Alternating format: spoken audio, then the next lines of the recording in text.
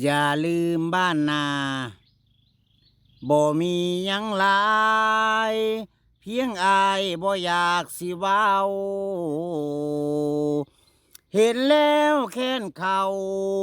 มันเป็นไปได้จังใดแต่ก่อนเดียงสาบ่เชื่อว่าเจ้าเปลี่ยนไปเด็กสาวบ้านนาบ้านไรกลายเป็นสาวกทม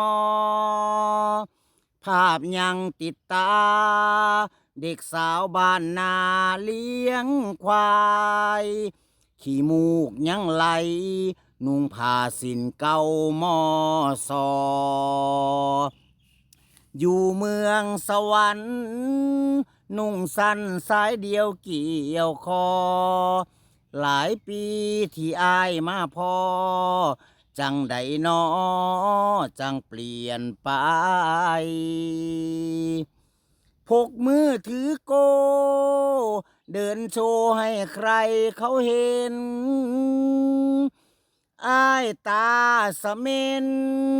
เห็นแล้วมันแสนคลื่นไส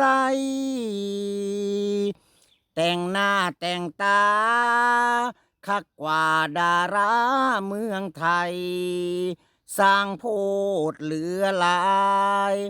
ควงชายโชบไปเชี่ยวมาเมื่อบานแน่บอแม่พ่อเจ้าอยู่จังได้หลงสีวิไลจนลืมถิ่นท้องทุ่งนา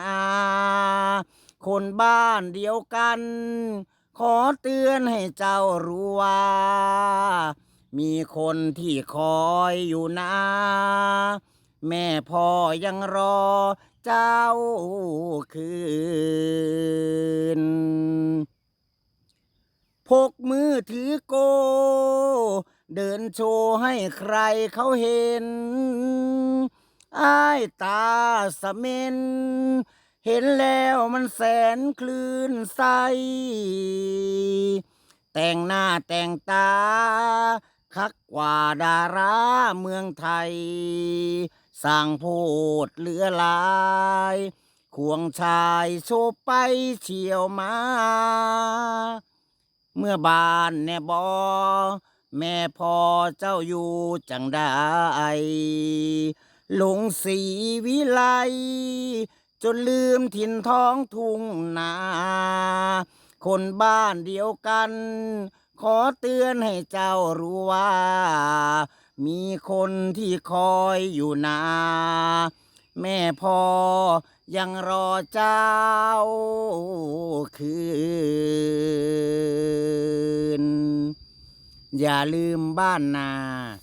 ส่งความสุขมอบกำลังใจให้ทุกคนครับ